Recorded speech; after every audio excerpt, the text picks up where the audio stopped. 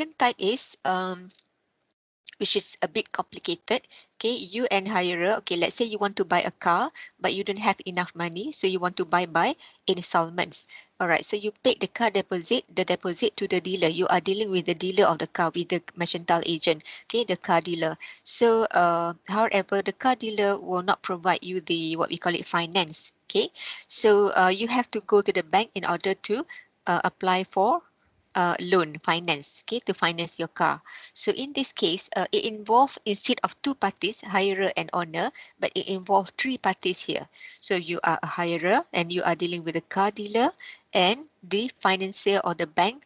Okay, so the bank here will provide you with the financial assistance.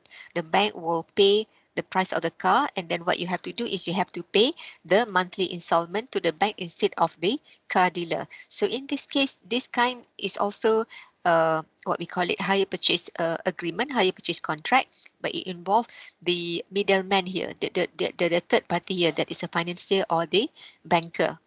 Okay, so that's why when you buy a car, you are not the owner, but the ownership is actually with the bank. So normally the bank will not release the document of title to you until you have paid the final installments. Until you have completed your installment, you cannot get the, what we call it, document of title, or in bahasa we call it geran kereta. Okay, so if you check under the at the back there, okay, normally they will state that the title can be claimed or hak milik dituntut oleh CIMB Bank or Maybank Finance. Okay, your name is not stated there as the owner. Okay, so in this case, what you have to pay, if you have to pay the bank, your banker, I mean, every month. Okay, so in this case, it can be two types. Like the first type is a very direct, simple. Okay, you and the owner. Okay, for instance, in the case of I mean, household items or electrical goods or any goods that you want to buy by way of hire purchase and involve only between you and the owner. But in the case like I mean, buying the car. Okay, so in this case, you will deal with the banker who will provide the finance. All right, so in this case, what we can say that the hire purchase arrangement or hire purchase contract will facilitate you. Okay, facilitate you in buying the goods because you don't have enough money. So alternative, instead of buying the goods by way of sale of goods, okay, so you can buy by way of installments, that is through hire purchase agreement. All right. So the next question is, what are the goods that can be bought by way of hire purchase? Okay, what types of goods? Okay, the goods covered by Hire Purchase Act. So the answer is you can buy general principle. Okay, you can buy any goods. Okay, which has been listed by Hire Purchase Act. So the first schedule of the Hire Purchase Hire Purchase Act, all consumer goods motor vehicles, namely invalid carriages, motorcycles, motor cars, including taxi, cabs, hire cars, and good vehicles or buses. So these are all the, I mean, the goods that can be bought by way of hire purchase, which have been expressly stated, which has been listed by the by the first schedule of the Hire Purchase Act. So the first schedule, meaning that in the Hire Purchase Act, okay, you can refer to the last page. Okay, that there is a schedule. Okay, one of them is the first schedule, which has listed the goods which can be bought by way of hire purchase. So I think I have already shared with you the Hire Purchase Act in the spectrum. So please check, or you can Google if you type Hire Purchase Act 1967, so you can see all the sections. All right.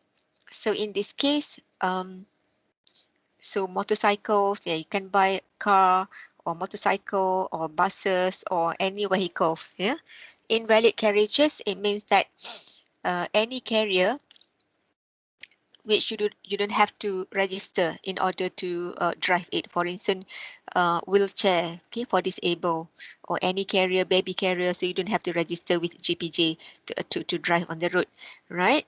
Because those carriages are not supposed to be driven on the road. Yeah. Okay.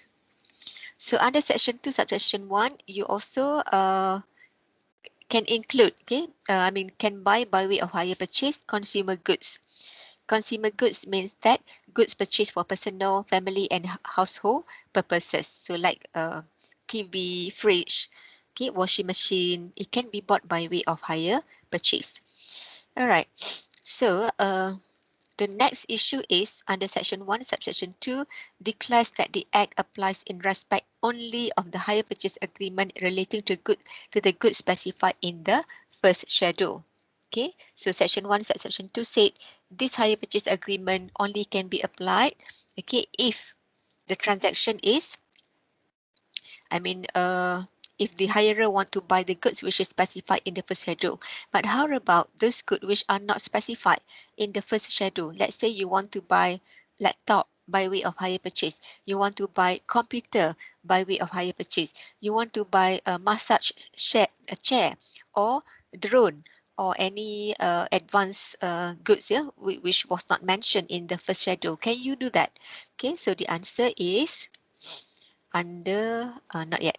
Hire Purchase Act also allow parties to agree to be bound by the Act in respect of those goods not ordinarily regulated. Okay, which in a simple words, it means that, okay, even though the good is not specified under the first schedule, but if the parties agreed or consented to each other, so it can be governed by Hire Purchase Act, meaning that yes, can be bought by way of hire purchase. So in the case of Kesang Leasing against Muhammad Yusuf bin Ismail, so under this case, the owner and the hirer agreed on sale of computer based on hire purchase agreement, whereas computer is not one of the goods that mentioned by the first schedule of the Hire Purchase Act. So the goods outside Hire Purchase Act coverage.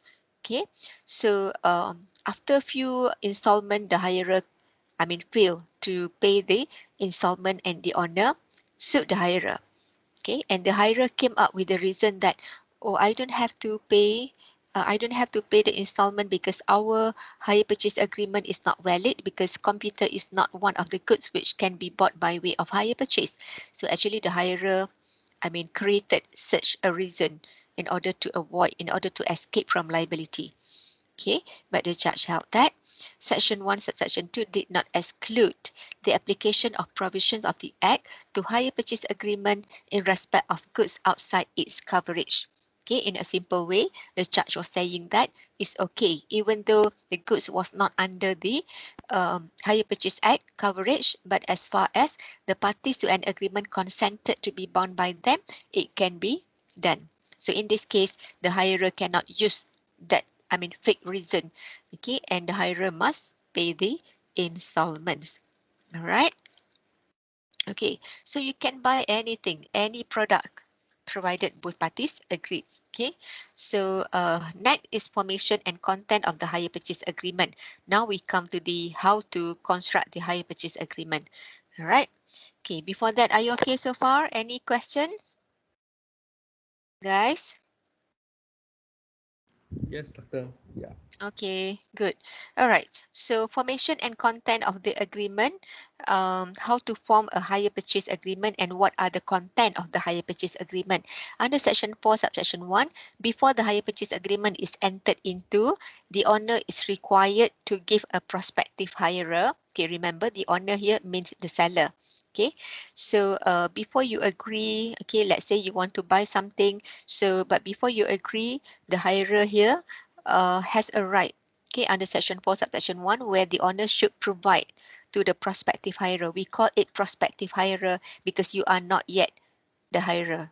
Okay, you are actually considering to buy the goods.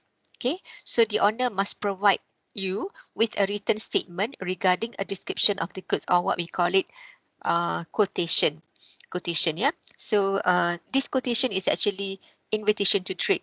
Remember, you are given the quotation, you have no obligation to pay because it's not an offer. So it's all up to you whether you want to agree, you want to offer to buy or not. All right. So the owner must provide the hirer a summary of the hirer's financial obligations under the proposed agreement, such as the cash price of the goods, the term charges and other charges, and for instance, other charges, insurance, freight, vehicle registration, and whatnots. So in this case, before you agreed to sign a hire purchase agreement, okay, as a hirer, we have a right to have all this information where the owner should provide all the description regarding the goods and all the particulars or details such as cash price, how many installments, monthly installments, okay, and the owner has no right to force you to agree or to sign because there is no an offer or offer and acceptance during that stage. It's just an invitation to trade, right? Any person who has served with the written statement above is under no obligation to enter into the hire purchase agreement and need not pay nor give any consideration in respect of the preparation or service of such statement. This is under section 4 subsection 3 because it's just an invitation to trade. So you don't have to pay. If let's say the owner said, okay, this is the quotation, so you can read the quotation, all right, and you have to pay for 5 ringgit admin fee, for instance. There is no such thing. There is no such charges. If the owner charge you, you have a right to argue. Okay, you have the right to reject and not to pay. Okay. So any person under section 4 subsection 6, any person who imposes such an obligation or requirement is guilty of an offence, meaning that if an owner force you, okay, to pay or imposes certain charges, so the owner will be guilty of an offence. Okay, all right. So this is actually before. This is the information that you should know before you sign any hire purchase agreement. You have a right to get a quotation which explain or which describe the details of the goods, and you don't have to pay any single cent to the owner. Right, then we come to the written agreement. Now you agree. Let's say the hirer, after checking, after reading all the quotation, and you are satisfied and you want to sign the agreement. So this is what we call it written agreement. And remember, under section 4A1 requires hire purchase agreement to be in writing. This is actually totally different with sale of goods, because sale of goods, you don't have to put it into writing. Okay, you can do it verbally. Okay, but for hire purchase agreement, hire purchase contract, it is mandatory, it is compulsory that the hire purchase agreement must be done in writing. Okay, if you did not put it in the written form, so under section 4A2, a hire purchase agreement which is not in writing shall be void, invalid, and cannot be enforced. And under section 4A3, the owner shall be guilty of an offence under the Act. If you are the owner, you will be guilty of an offence under the Hire Purchase Act. All right, so that's about the written agreement. And the second issue, second step is about the signatures of the parties. Under section 4B1, hire purchase agreement to be signed by or on behalf of all the parties to the agreement. If it involves only hirer and the owner, so both of you must sign the agreement. But if involve the second types of arrangement, let's say it involve the financier or the financier or the bank here, so you have to sign the agreement with CIMB Bank or any parties, any agent, okay, on behalf of all the parties to the agreement. So actually, it's either Toyota car. Let's say you want to buy a car, okay. So you can, they can be represented by the agent. All right. So signatures of the parties. Okay. Next, blank document. Okay, the next issue is about the blank document. So normally when you agree to buy by way of hire purchase, so the owner will prepare the agreement. So this agreement must provide all the details about the goods. Okay, about the payment, about the monthly installment, about the first payment, about the final installment. So in this case, you cannot sign the agreement which is not complete or blank form.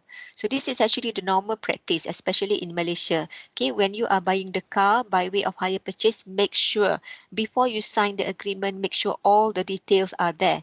For instance, let's say the owner said the first installment will be on, supposedly the owner must insert the date, on which date, okay, or the car now is located at blank. Okay, or the final installments will be on blank. Okay, and the monthly installment blank. But the owner said it's okay, we can fill up later.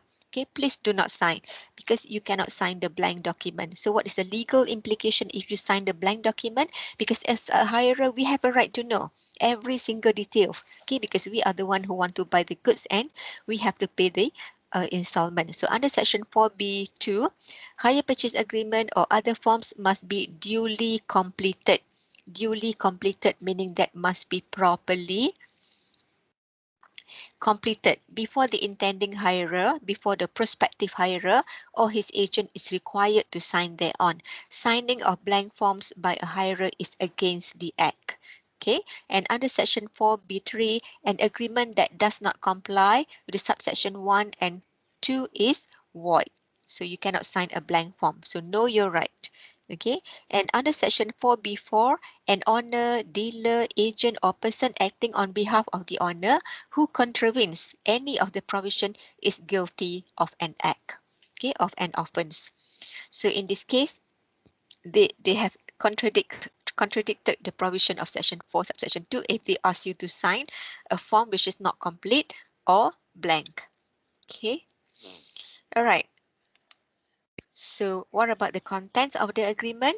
So these are the things or the particulars or details that should be included under the agreement of the hire purchase agreement under section 4C1.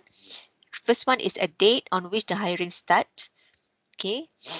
The number of installments to be paid by the hirer, the amounts of each of the installment. Okay, the number of installments, normally if you buy the car by way of hire purchase and you have finance with the bank, normally the bank will give you about 9 years.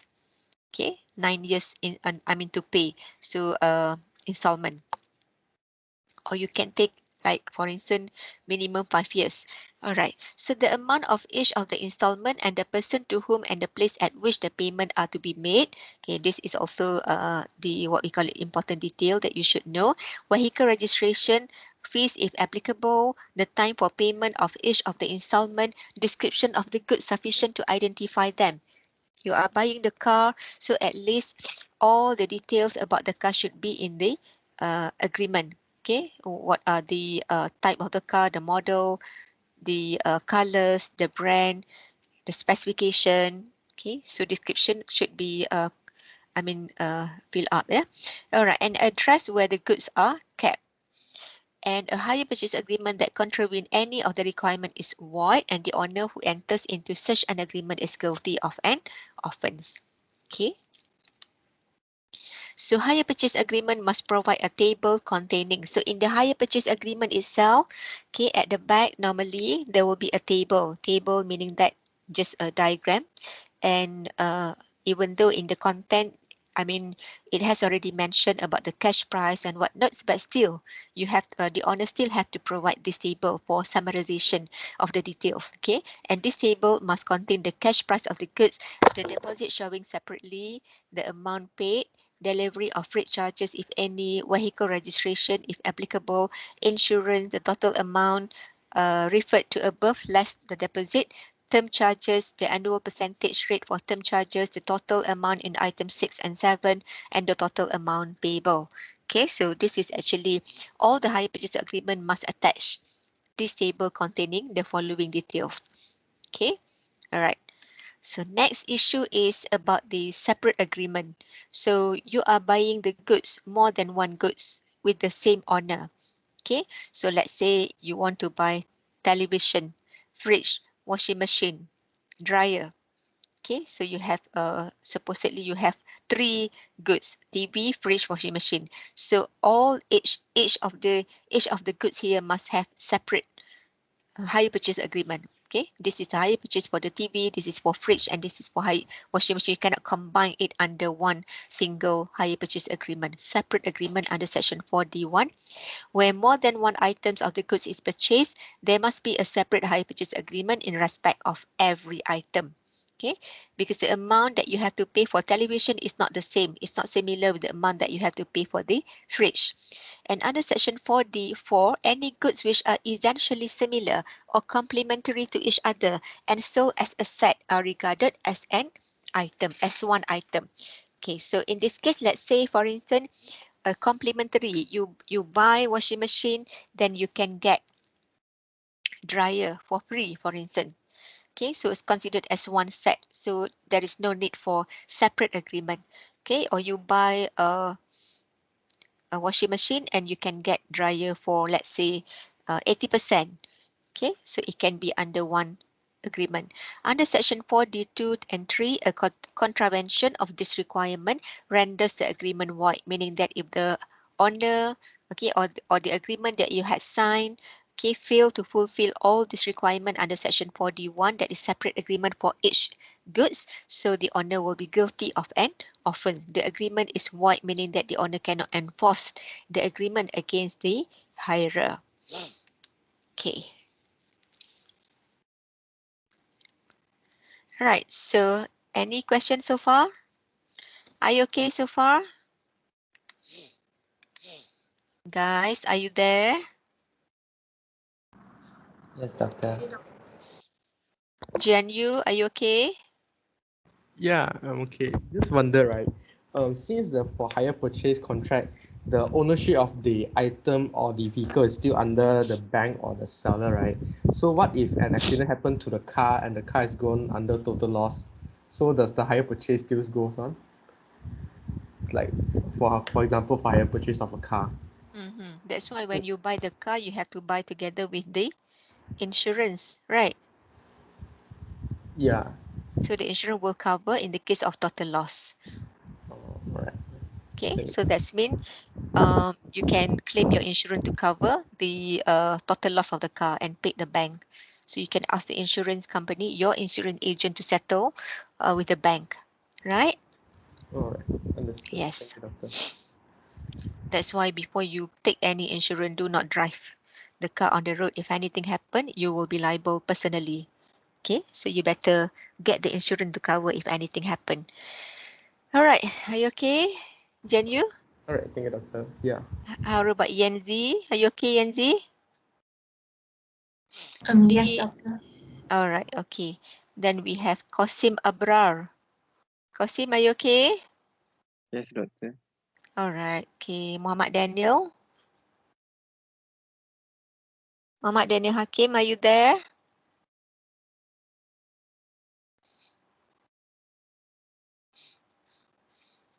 Muhammad Daniel, we can hear, we cannot hear you. Xiao Yifeng, you okay, Yifeng? Yes, doctor. Okay, then we have who else?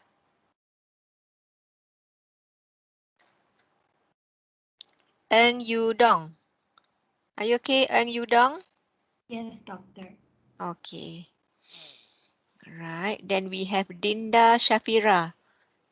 Dinda Shafira, are you there? Yes, doctor. Okay, good. Okay, so far you understand, yeah, the what we have covered so far. Okay.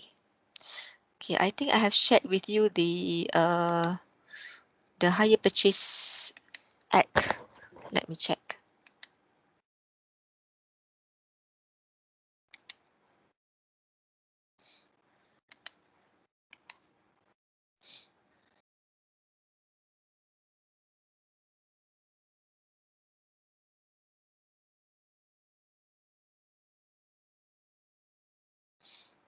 Yeah, this, yeah. The Purchase Act. When I studied law, hire purchase act, hire purchase law is actually one of the subject by itself.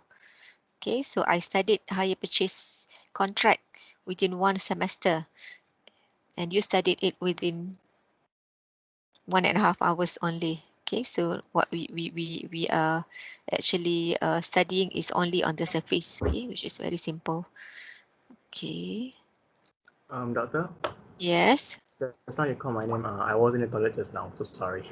No, it's okay, no worries. I know you are there. Okay.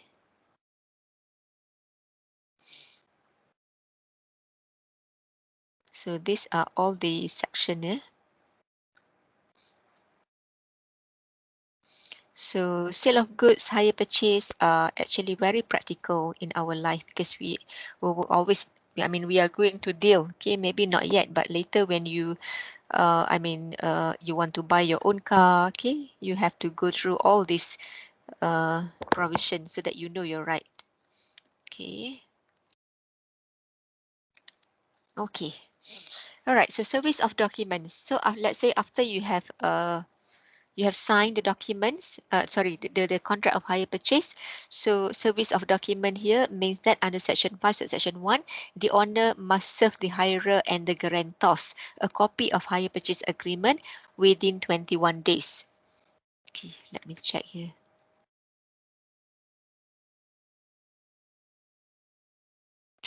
Days, yeah, within 21 days after he has received a request in writing. Yeah, here within 21 days after the making of hire purchase agreement, the owner, yeah, okay, the owner shall serve the hirer a copy of hire purchase agreement. So if you are an owner, so your duty is, your responsibility is, you have to serve. You have to serve, meaning that you have to deliver, you have to give, you have to send, you have to present to the hirer within 21 days the copy of hire purchase agreement after it is made. So previously, before 2012, the owner was given only 14 days to prepare the copy of hire purchase agreement. So, but after, during 2012, the year 2012, the section has been amended, okay, and they had prolonged the time, uh, within 21 days instead of 14 days, because the owner, the owners, complained 14 days actually very short for them to prepare, because they have to prepare, they have to serve to the hirer many copies of hire purchase agreement. So section 5, section 1 amendment is actually a mercy to the owner. Okay, they had prolonged so that it will facilitate the owner to prepare the hire purchase agreement within 21 days. All right, and under section 5, section 2, okay, so if you are the hirer, so you should know your right. Within 21 days, you should receive from the owner a copy of hire purchase agreement. Okay, so section 5, section 2, at any time before final payment has been made under the agreement, the owner must within 21 days upon a request in writing from the hirer, supply to a hirer a copy of any memorandum or note of the agreement. So let's say before the final installment, before the final installment, let's say the hirer requests in writing. Okay, as a hirer, you should know your right. We have a right to request from the owner to prepare the note or any information relating to the history of your payment. Okay, so at any time before final payment, so you can actually request from the owner to request in writing, okay, to check your history of payment. So the owner, should deliver the note or any memorandum which detail out, okay, the all the payment. So the owner must do it within 21 days, okay, upon receiving a request from the hirer. Under section 5, section 4, failure to comply shall be guilty of an offence against the act. So this is actually, the owner shall be guilty if the owner failed to prepare the information about the payment history of the hirer within 21 days after receiving the notice, the request in writing from the hirer. Okay. All right. So, okay, that's all for the formation of the hire purchase agreement. Okay, formation of the hire purchase agreement. Before the agreement had been signed, and when the agreement is about to sign, so what are the content and what the hirer or the owner supposed to do. All right, now we are going to look at the statutory rights of the hirer. Statutory rights of the hirer, meaning that in bahasa we translated it as hak-hak berkanun penyewa.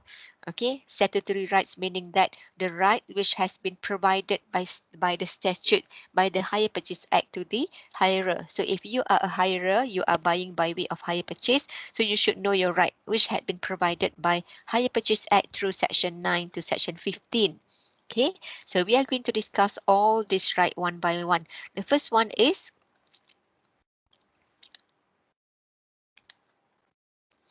right to a copy of statement of current position under section 9. Okay, so under section 9, at any time before the final payment, okay, a hirer is entitled. So just now we have already discussed here, the hirer entitled to request from the owner, okay, for a written statement pertaining to the amount paid to the owner on behalf of the hirer, the amount which has become due, the amount which is to become payable, the amount derived from the interest on overdue installment. So you can actually request from the owner this statement. Right. However, this right can only be exercised not more than once in 3 months. You cannot exercise, you cannot, use this right, frequently. It's only once in 3 months. If the hirer makes such request more than once in 3 months, the owner can refuse to comply, meaning that the owner can just ignore. Okay, usually the hirer has a right to be supplied within 14 days a statement by the owner. Okay. Right. If the owner fails to comply without reasonable cause and so long as such default continues, the owner cannot enforce the agreement against the hirer. Let's say after the hirer had made a request in writing to be supplied with all the information regarding the history just now, payment history. Okay, but the owner failed to comply without concrete reason, without reasonable cause. So the agreement, the owner cannot enforce the agreement against the hirer, meaning that if the hirer default in payment, if the hirer failed to fulfill his obligation, so the owner cannot enforce against the hirer. Okay, and exercise any right to recover the goods from the hirer. The owner also cannot repossess the goods from the hirer. Under section 9, subsection 2 and 3, if the default continues for a period of 1 month, the owner shall be guilty of an offence and be liable to a fine not exceeding 1,000. Okay, so this is actually more severe compared to the previous years in before 2012. Okay, so they had already impose severe punishment on the owner, that is 1,000. All right. So if you are the owner, you have to be very careful. Yeah. Upon receiving any request, any written request from the hirer, you should make an effort to provide. All right. And right to appropriate payment under section 10. So this is right of the hirer. Okay, right to require the owner to appropriate payment is made in hire purchase when more than one agreement is entered under section 10. So like what I said just now, if you are buying more than one items, 3 items for instance, okay, and you have no enough money to settle all the agreement, a hirer has a right to appropriate where he has more than one agreement and payment is insufficient to discharge the total amount due. So the hirer can direct payment to a particular agreement or payment to any 2 or more agreement in such proportion as he thinks fit. So the owner here cannot be so strict. Okay, if the hirer asks for, arrangement. Okay, if let's say the hirer have no enough money to settle all the installment. Okay, this is the example. You buy, let's say you are the hirer, you buy from the owner television, and the television must be paid 200 per month. All right, and refrigerator, fridge, you have to pay 1,050 per month, and washing machine 1,050 per month. So altogether you need 500. Okay, the hirer need 500, but unfortunately, let's say for that month, the hirer only has 300. Okay, so in this case, the hirer can actually negotiate with the owner. Okay, to appropriate payment, maybe pay 100 for television and 100 for refrigerator and also 100 for washing machine. Okay. All right, and right to apply for an order for goods to be moved under section 11. Okay. So section 11 confers a right on the hirer to apply to a magistrate for an order permitting him to move the goods. You buy the car when you are studying in University Malaya and you use your car here. Okay. But let's say after you have graduated, you got a job. You got a job in Johor Bahru, for instance, and you want to, bring the car to Johor Bahru with you. So in this case, if you want to bring the items along with you, the goods along with you, you have to apply for an order, apply to a magistrate for an order permitting, the hirer to move the goods. Okay, this is under section 11. But normally we do not, take this action. Yeah, normally if the hirer want to move the goods, he just simply move without applying an order from the magistrate, and the owner also does not mind. Okay, in most cases in practice, the owner does not mind as far as you paid the installments. All right. Right to assign right to someone else under the agreement under section 12. So section 12 section 1, the right, title and interest of a hirer under a hire purchase agreement may be assigned with the consent of the owner. If the consent unreasonably withheld, it may be waived. So in this case, let's say section 12 section 1 said the right, title and interest of a hirer under a hire purchase agreement may be assigned with the consent, meaning that let's say you buy the car but you found that you are no longer interested to use the car and you would like to transfer, you would like to assign to your family members, for instance, to your brother or your sister, okay, and they will continue payment. So it can be done with the consent of the owner. Okay, if let's say the owner does not give consent without any reasonable excuse, okay, if the consent unreasonably withheld, so it can be waived, meaning that the hirer still has a right to assign. Okay, so it's your right. The owner has no right to refuse without any reasonable excuse or reason. All right, and right to pass title or right by operation of law. Okay, under section 13, for instance, in the case of bankrupt,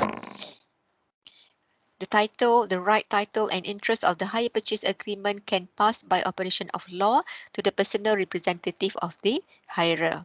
Okay, you buy the car today and you died, so the right can be passed to the personal representative or next of kin. Yeah. All right. Right to early completion of the agreement under section 14. This one is also your right. You buy the car, you have to pay the installment for 9 years. Okay, but let's say after using the car for 3 years, you have enough money, you want to settle all the installments. So it is your right.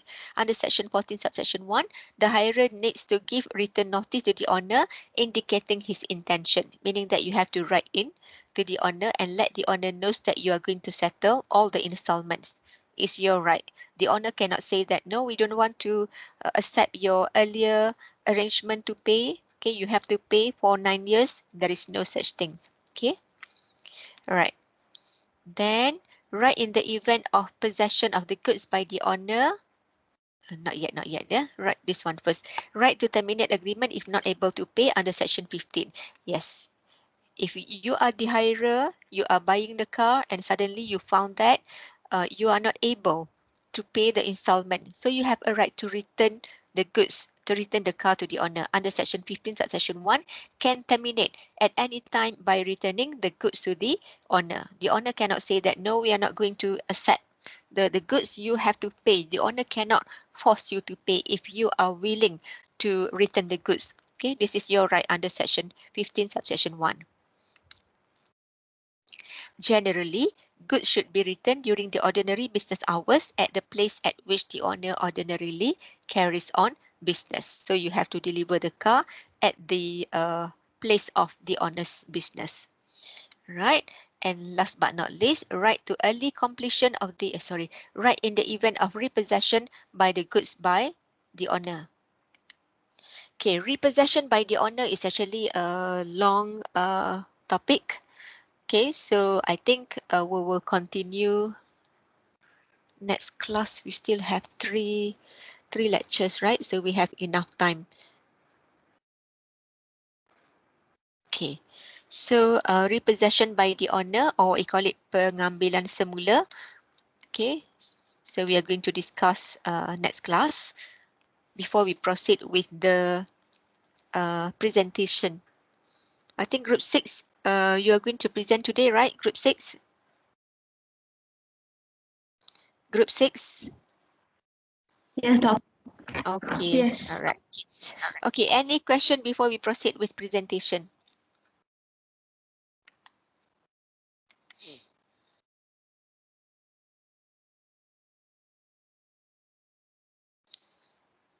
Or you want me to proceed with repossession by the owner?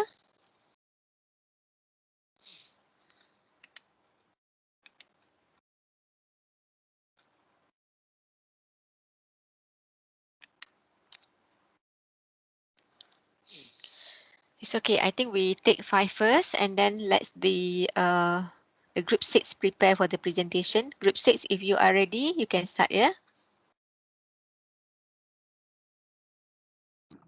All right, doctor. Okay, let me stop sharing first.